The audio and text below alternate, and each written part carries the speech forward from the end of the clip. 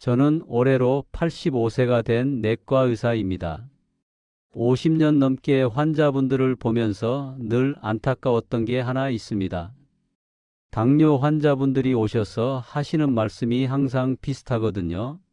선생님, 저는 단 것도 안 먹고 밥도 적게 먹는데 왜 혈당이 안 떨어져요? 약도 꼬박꼬박 먹고 운동도 하는데 말이에요. 그럴 때마다 저는 이렇게 되묻습니다. 그 밥 어떻게 지으세요? 갓 지어서 바로 드세요? 밥을 어떻게 짓느냐가 뭐 그리 중요하냐는 표정이죠. 어떤 분은 선생님, 밥은 그냥 밥이잖아요. 쌀에 물 넣고 끓이는 거 아닌가요? 라고 되물으시기도 합니다. 하지만 제가 오늘 말씀드릴 이야기를 끝까지 들으시면 여러분의 생각이 완전히 바뀔 겁니다. 지난 30년 동안 제가 환자분들과 함께 연구하고 실험한 결과를 모두 공개할 테니까요. 똑같은 쌀로 짓는 밥인데 어떻게 짓느냐에 따라 혈당이 2배까지 차이가 날 수 있거든요. 더 놀라운 건 딱 한 스푼만 넣으면 그 밥의 칼로리가 60%나 줄어든다는 사실입니다. 미국 밴더 대학교 연구팀에서 직접 실험으로 증명한 내용이에요. 그런데 이렇게 간단한 방법을 왜 병원에서는 먼저 말하지 않을까요? 사실 대부분의 의사들도 잘 모르는 내용입니다. 의과대학에서도 가르치지 않거든요. 저 역시 환자분들과 함께 수년에 걸쳐 직접 실험해 보면서 알게 된 사실들이에요. 병원에서는 절대 먼저 말하지 않는 이 비밀 오늘 모두 공개해 드리겠습니다. 10년 전 일입니다. 경상북도 예천에서 혼자 사시는 75세 장대수 어르신이 제게 오셨어요. 당뇨, 고지혈증, 고혈압까지 3가지 진단을 받은 상태였는데 혈당 조절이 전혀 되지 않아서 인슐린 주사까지 고려하고 있던 상황이었습니다. 선생님, 저는 정말 조심해서 먹어요. 짜게도 안 먹고 밥도 집에서 해 먹고 과일도 단 것만 빼고 먹는데 왜 이럴까요? 이제 주사까지 맞아야 한다니 너무 막막해요. 장 어르신의 하루 식단을 자세히 물어보니 정말 모범적이었습니다. 아침에는 된장국과 나물 반찬으로 점심과 저녁에도 고기는 일주일에 1번 정도만 드시고 주로 채소 위주로 드셨거든요.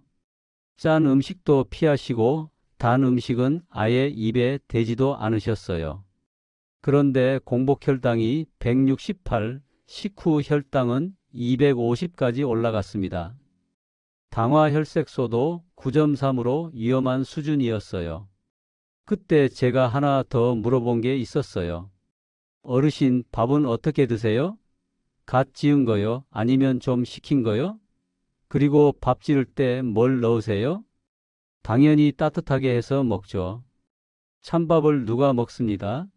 그리고 밥은 그냥 쌀에 물만 넣고 짓는 거 아닌가요? 바로 그거였습니다. 문제는 무엇을 먹느냐가 아니라 어떻게 짓고 어떻게 먹느냐에 있었던 거예요. 장 어르신은 평생 갓 지은 뜨거운 밥만 드셨고 밥을 지을 때도 별다른 재료를 넣지 않으셨던 거죠. 제가 장 어르신께 특별한 밥 짓기 방법을 알려드렸습니다. 처음엔 이상하다고 하시면서 반신반의하셨어요. 밥에 그런 걸 넣어도 되나요? 맛이 이상해지지 않을까요? 하지만 한 달 후 다시 오셨을 때부터 변화가 시작됐어요. 선생님, 신기해요. 같은 양을 먹는데도 배가 덜 고파져요. 그리고 밥맛도 오히려 더 좋아진 것 같아요. 3개월 후 장 어르신이 다시 오셨을 때는 완전히 다른 사람이 되어 있었습니다. 공복 혈당이 128로 떨어졌고 당화 혈색소도 7.1까지 내려갔어요. 허리 둘레도 104cm에서 87cm로 17cm나 줄었습니다. 선생님, 같은 밥인데 이렇게 차이가 날 줄 몰랐습니다. 인슐린 주사 얘기가 나왔을 때는 정말 절망적이었는데 이제는 약도 줄일 수 있다고 하시니 꿈만 같아요. 더 놀라운 건 체중 변화였어요. 특별한 다이어트를 하지 않았는데도 6.5kg이 빠진 거예요. 그것도 건강하게 말이에요. 과연장 어르신에게 무슨 일이 있었던 걸까요? 여러분도 이런 경험해 보신 적 있으신가요? 아무리 조심해서 먹어도 혈당이 떨어지지 않는다는 느낌, 혹은 배는 부른데 자꾸 뭔가 먹고 싶어지는 그런 느낌 말입니다. 만약 그렇다면 오늘 이 이야기를 끝까지 들어보세요. 여러분의 혈당 관리 방법이 완전히 바뀔 것입니다. 그리고 이 영상이 도움이 되신다면 구독과 좋아요 버튼도 눌러주세요. 더 많은 분들께 이런 정보를 전해드릴 수 있거든요. 여러분의 공복 혈당 수치는 얼마인가요? 평소에 혈당 관리를 하신다면 어떤 방법을 쓰시는지, 그리고 효과는 어떤지 댓글로 남겨주세요. 다른 분들의 경험도 함께 나누면 더욱 도움이 될 테니까요. 장 어르신이 실천한 건 단순했습니다. 밥 짓는 방법을 5단계로 바꾼 것 뿐이었어요. 하지만 각 단계마다 과학적인 근거가 있고 실제로 혈당과 체중에 미치는 영향이 상당합니다. 하나씩 자세히 말씀드릴까? 쌀 2컵을 준비하시면 여기에 소주 50ml와 천연 발효 식초 1스푼을 넣고 30분 정도 불려보세요. 밥에 소주를 넣다니 이상하지 않나요? 라고 생각하실 텐데 여기엔 분명한 과학적 근거가 있습니다. 소주의 알코올 성분은 쌀의 전분 구조를 미리 안정화시키는 역할을 해요. 전분이라는 건 포도당이 길게 연결된 사슬 같은 구조인데 뜨거운 물을 만나면 이 사슬들이 풀어지면서 우리 몸에 빠르게 흡수됩니다. 그런데 알코올과 산성 성분이 있으면 이 풀어지는 속도가 훨씬 느려집니다. 전분이 천천히 풀어지면서 우리 몸에 부담을 덜 주게 되는 거예요. 식초는 어떤 역할을 할까요? 식초의 아세트산 성분이 전분의 소화 흡수를 더욱 늦춰줍니다. 일본 도쿄대학교 연구팀의 실험 결과를 보면 식초를 첨가한 쌀밥을 먹었을 때 혈당 상승이 평균 31% 억제됐다고 나와 있어요. 김순자 할머니가 이 방법을 처음 써보셨을 때의 반응이 기억납니다. 밥에 소주를 넣다니 술 냄새 나지 않을까요? 그리고 식초까지 넣으면 맛이 이상해지지 않을까요? 하지만 막상 지어보시니 전혀 그렇지 않았어요. 알코올은 끓는 과정에서 대부분 증발하고 식초의 신맛도 거의 느껴지지 않았거든요. 오히려 밥이 더 고소하고 윤기가 난다고 하셨습니다. 3개월 후 순자 할머니의 변화는 놀라웠어요. 식후 혈당이 220에서 170으로 떨어진 거예요. 50이나 차이가 난 겁니다. 더 중요한 건 순자 할머니의 말씀이었어요. 처음엔 밥 냄새가 좀 다르다 싶었는데 먹어보니까 오히려 감칠맛이 더 좋더라고요. 그리고 전보다 훨씬 든든해서 간식을 안 찾게 되더라고요. 예전엔 밥 먹고 2시간만 지나면 또 뭔가 먹고 싶었는데 이젠 그렇지 않아요. 하지만 주의하실 점이 있습니다. 위가 약한 분들은 식초 양을 반으로 줄이세요. 평소 속쓰림이 자주 있거나 위염이 있으신 분들은 더욱 조심하셔야 해요. 그리고 역류성 식도염이 있으신 분들은 식초 대신 레몬즙 몇 방울을 써보시길 권합니다. 소주도 도수가 낮은 걸로 쓰세요. 20도 내외가 적당해요. 너무 독한 술을 쓰면 쌀이 딱딱해질 수 있거든요. 이제 밥을 지을 차례입니다. 물을 붓기 전에 코코넛 오일이나 올리브유를 1스푼 넣어 보세요. 밥에 기름을 넣으면 더 살찌는 거 아니에요? 칼로리도 높아지고요. 라고 걱정하실 텐데 이건 정반대입니다. 오히려 칼로리가 줄어들고 체중 감량에 도움이 돼요. 이게 어떻게 가능한지 설명해 드릴게요. 미국 화학학회에서 발표한 연구 결과를 보면 코코넛 오일을 넣고 지은 밥을 냉장 보관했다가 먹으면 칼로리가 60%까지 줄어든다고 나와 있어요. 왜 그럴까요? 기름이 쌀의 전분과 결합하면서 우리 몸이 소화하기 어려운 저항성 전분이라는 걸 만들거든요. 이 저항성 전분은 일반 전분과 달리 소장해서 흡수되지 않고 대장까지 그대로 내려가요. 마치 음식 포장지를 생각해 보세요. 포장이 잘 된 음식은 쉽게 상하지 않잖아요. 마찬가지로 기름으로 포장된 전분은 우리 소화 효소가 쉽게 분해하지 못해서 혈당을 천천히 올리고 칼로리 흡수도 줄어드는 거예요. 73세 박영수 어르신이 이 방법을 6개월 동안 해 보셨어요. 처음엔 정말 반신반의하셨죠. 기름 넣은 밥이 몸에 좋다니 말이 안 된다. 기름은 무조건 살찌는 거 아닌가? 제가 과학적 근거를 설명해 드리고 작은 양부터 시작해 보시라고 권했습니다. 첫 달에는 반 스푼부터 시작했어요. 맛이 어떠세요? 라고 물으니 생각보다 나쁘지 않다. 밥이 더 부드럽고 윤기가 난다고 하시더라고요. 2달째부터는 한 스푼으로 늘렸고 3개월째부터 변화가 나타나기 시작했어요. 체중이 조금씩 줄어들기 시작한 거예요. 6개월 후 결과는 놀라웠습니다. 체중이 8.2kg이나 줄었고 가장 중요한 건 허리둘레가 12cm나 줄어든 거예요. 내장 지방이 확실히 빠진 겁니다. 박 어르신은 이렇게 말씀하셨어요. 밥맛도 더 고소하고 무엇보다 배가 덜 고파졌어요. 예전엔 밥 한 공기로는 부족해서 반 공기는 더 먹었는데 이젠 한 공기만 먹어도 충분해요. 그리고 간식도 전혀 생각나지 않아요. 기름 종류도 중요합니다. 가장 효과가 좋은 건 코코넛 오일이에요. 코코넛 오일의 중세지방산이 저항성 전분 형성에 가장 적합하거든요. 그 다음이 올리브유고요. 참기름이나 들기름은 어떨까요? 이런 기름들은 향이 너무 강해서 밥맛을 해칠 수 있어요. 또 가열에 약해서 영양소가 파괴될 수도 있고요. 코코넛 오일이나 올리브유가 가장 안전하고 효과적입니다. 여러분은 평소에 밥에 무엇을 넣어서 드시나요? 아니면 그냥 물만 넣고 지으시나요? 기름을 넣어 보신 경험이 있다면 어떤 변화를 느끼셨는지도 궁금하네요. 이제 쌀에 다른 곡물을 섞어 보겠습니다. 쌀 한 컵에 귀리 한 스푼, 검은 콩 반 스푼을 넣어 보세요. 이게 제가 50년 진료 경험과 수많은 실험을 통해 찾아낸 황금 비율입니다. 왜 하필 귀리와 검은 콩일까요? 각각 특별한 역할이 있어요.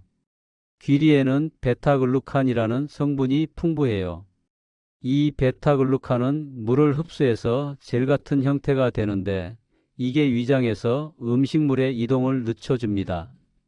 마치 길에 과속 방지턱이 있으면 차가 천천히 가는 것처럼 베타글루칸이 음식물의 과속 방지턱 역할을 하는 거예요. 검은 콩은 어떤 효과가 있을까요? 검은 콩의 검은 껍질에는 안토시아닌이라는 항산화 성분이 들어있어요. 이게 혈관 건강에 도움을 줄 뿐만 아니라 검은 콩의 단백질과 식이섬유가 포만감을 오래 유지시켜 줍니다. 79세 이명희 할머니가 이 비율로 밥을 지어 드셔 보셨는데요. 처음엔 걱정이 많으셨어요. 잡곡밥은 거칠어서 소화가 안 될 것 같아요. 나이 먹으면 소화력이 떨어지는데 괜찮을까요? 실제로 많은 어르신들이 잡곡밥을 부담스러워 하세요. 씹기도 어렵고 소화도 잘 안 된다고 생각하시거든요. 하지만 제가 알려드린 비율은 다릅니다. 귀리 한 스푼, 검은 콩 반 스푼은 정말 적은 양이에요. 밥 전체의 질감을 크게 바꾸지 않으면서도 영양학적 효과는 충분히 얻을 수 있는 양입니다. 명희 할머니가 한 달 후에 놀라운 변화를 말씀하셨어요. 전에는 밥 한 공기 먹고 나면 금방 배가 고팠는데 이 밥은 한 공기만 먹어도 3시간은 든든해요. 그리고 변비도 많이 좋아졌어요. 명희 할머니의 혈당 변화를 자세히 살펴보면 더욱 놀랍습니다. 일반 흰 쌀밥을 드셨을 때는 식후 2시간 혈당이 200을 훨씬 넘었어요. 그런데 잡곡을 섞은 밥을 드신 후에는 160 정도에서 머물렀습니다. 하지만 주의할 점도 있습니다. 평소 소화가 잘 안 되시는 분들은 귀리와 검은 콩을 미리 하루 정도 불려두시거나 양을 절반으로 줄여서 시작해 보세요. 몸이 적응하면 점점 늘려가시면 됩니다. 또 하나 팁을 드리자면 검은 콩은 미리 삶아서 냉동 보관해 두시면 편해요. 한 번에 많이 삶아서 소분해 두시면 밥 지을 때마다 꺼내서 쓰실 수 있거든요. 이제 가장 중요한 단계입니다. 밥을 다 지으시면 바로 드시지 마시고 실온에서 1시간 정도 식힌 다음 냉장고에 6시간에서 12시간 정도 보관해 보세요. 찬밥을 먹으라고요? 그건 좀 이라고 생각하실 텐데 여기에 정말 놀라운 과학이 숨어 있어요. 폴란드 바르샤바 대학교에서 진행된 연구를 보면 갓 지은 밥보다 찬밥이 혈당 상승을 30에서 40%까지 억제한다고 나와 있어요. 밥이 식으면서 전분의 구조가 근본적으로 바뀝니다. 처음엔 우리 몸이 쉽게 소화할 수 있는 아밀로스와 아밀로펙틴의 느슨한 형태였다가 차가워지면서 분자들이 다시 촘촘하게 배열됩니다. 이렇게 재배열된 전분을 저항성 전분이라고 부르는데 이게 우리 소화 효소로는 쉽게 분해되지 않아요. 쉽게 비유하자면 뜨거울 때는 전분 분자들이 춤을 추듯 활발하게 움직이다가 차가워지면서 가지런히 줄을 선 것과 같아요. 줄을 선 상태에서는 우리 소화 효소가 접근하기 어려워지는 거죠. 81세 최동환 어르신이 이걸 직접 실험해 보셨어요. 같은 밥을 갓 지었을 때와 하룻밤 식혔을 때의 혈당을 각각 재보신 거죠. 갓 지은 밥을 드셨을 때는 식후 2시간 혈당이 230까지 치솟았습니다. 정말 위험한 수준이었어요. 그런데 똑같은 밥을 냉장고에서 하룻밤 보관했다가 데워서 드셨을 때는 180에 머물렀어요. 처음엔 찬밥이 좀 이상하다 싶었는데 먹다 보니 씹는 맛이 더 좋더라고요. 꼭꼭 씹어 먹게 되니까 소화도 더 잘 되는 것 같고요. 무엇보다 속이 편해서 이제는 찬밥만 먹어요. 동안 어르신의 이 말씀이 핵심이에요. 찬밥은 자연스럽게 더 많이 씹게 만들어서 소화에도 도움이 되고 포만감도 더 빨리 느끼게 해줍니다. 하지만 여기서 중요한 건 냉동이 아니라 냉장이라는 점입니다. 냉동실에 넣으면 전분 구조가 완전히 망가져서 효과가 없어요. 얼음 결정이 만들어지면서 전분의 재배열을 방해하거든요. 반드시 냉장실, 즉 0도에서 4도 사이의 온도에서 보관하세요. 그리고 보관 시간도 중요해요. 최소 6시간은 있어야 저항성 전분이 충분히 형성됩니다. 더 오래 보관할수록 효과가 좋아지는데 보통 12시간에서 24시간 정도가 최적이에요. 혹시 여러분도 찬밥을 드셔본 경험이 있으신가요? 갓 지은 밥과 어떤 차이를 느끼셨는지 궁금합니다. 그리고 혈당 변화도 체감하셨는지 댓글로 알려주세요. 찬밥을 드실 때는 전자레인지보다는 찜기나 전기밥솥의 보온 기능을 이용해서 천천히 데우세요. 왜 그럴까요? 전자레인지는 마이크로파로 물 분자를 빠르게 진동시켜서 순식간에 온도를 높입니다. 이 과정에서 저항성 전분의 구조가 다시 원래대로 돌아갈 수 있어요. 마치 가지런히 줄 선 사람들이 갑자기 뛰기 시작하면 줄이 흐트러지는 것처럼 말이에요. 반면 찜기나 전기밥솥으로 천천히 데우면 저항성 전분의 구조를 어느 정도 유지하면서도 먹기 좋은 온도로 만들 수 있어요. 꼭 전자레인지를 써야 한다면 50초 이하로 제한하시고 물 한 티스푼을 뿌려주세요. 물이 있으면 급격한 온도 변화를 완충해 주거든요. 그리고 데울 때 특별한 재료를 더해 보세요. 다시마 한 조각이나 파의 흰 부분을 함께 넣어 보는 거예요. 77세 김영철 어르신이 이 방법을 쓰신 후 놀라운 변화를 경험하셨어요. 평소 손발이 차고 혈액순환이 안 되는 편이셨는데 다시마와 파를 넣은 밥을 드신 후부터 몸이 따뜻해지더라고 하셨습니다. 다시마 우린 물로 밥을 데우니까 감칠맛도 좋아지고 몸도 한결 가벼워진 것 같아요. 특히 손발이 따뜻해져서 잠도 더 잘 와요. 영철 어르신의 혈압 변화도 주목할 만했어요. 140에 92였던 혈압이 130에 80까지 안정됐습니다. 다시마의 칼륨 성분이 나트륨 배출을 도와주고 파의 황화합물이 혈관 확장에 도움을 준 것 같아요. 다시마에는 알긴산이라는 성분이 들어있는데 이게 혈당 상승을 더욱 늦춰주는 역할을 해요. 또 요오드와 각종 미네랄이 신진대사를 활발하게 만들어주고요. 파의 흰 부분에는 알리신이라는 성분이 있어요. 이게 혈액순환을 개선하고 항염 효과도 있습니다. 특히 당뇨 환자분들에게는 인슐린 감수성을 높여주는 효과도 있어서 일석이조예요. 데우는 방법도 중요해요. 찜기를 쓴다면 물이 끓기 시작한 후 약한 불로 5분 정도면 충분해요. 전기밥솥이라면 보온 기능으로 10분 정도 두시면 됩니다. 이제 왜 이런 놀라운 변화가 일어나는지 좀 더 자세히 설명해 드릴게요. 우리 몸에서 일어나는 과학적 변화를 이해하시면 더욱 확신을 가지고 실천하실 수 있을 거예요. 전분이라는 건 포도당이 길게 연결된 사슬 구조예요. 뜨거운 밥을 먹으면 이 사슬들이 소화효소에 의해 빠르게 풀어져서 포도당들이 혈관으로 급속히 흡수됩니다. 그런데 밥이 식으면 전분 분자들이 다시 모여서 촘촘한 구조를 만들어요. 이게 바로 저항성 전분입니다. 저항성 전분은 소화효소가 분해하지 못해서 대장까지 그대로 내려가요. 그래서 혈당을 천천히 올리고 칼로리 흡수도 줄어드는 거죠. 전분 분자들의 배열은 온도에 따라 완전히 달라져요. 뜨거울 때는 분자들이 활발하게 움직이다가 차가워지면서 규칙적으로 배열됩니다.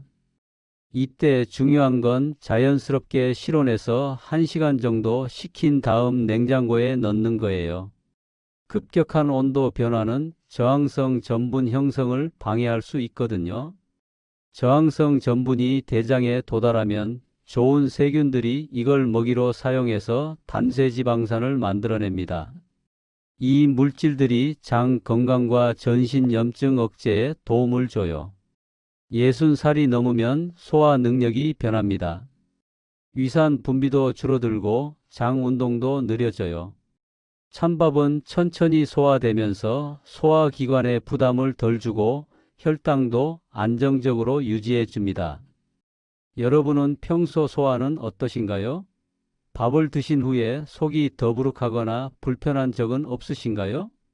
장대수 어르신의 이야기로 다시 돌아가 보겠습니다. 이제 78세가 되신 장 어르신은 여전히 이 5단계 밥 짓기를 실천하고 계세요. 3년이 지난 지금 혈당은 여전히 안정적이고 체중도 그대로 유지하고 계십니다. 처음엔 번거롭다 싶었는데 이제는 습관이 되어서 자연스러워요.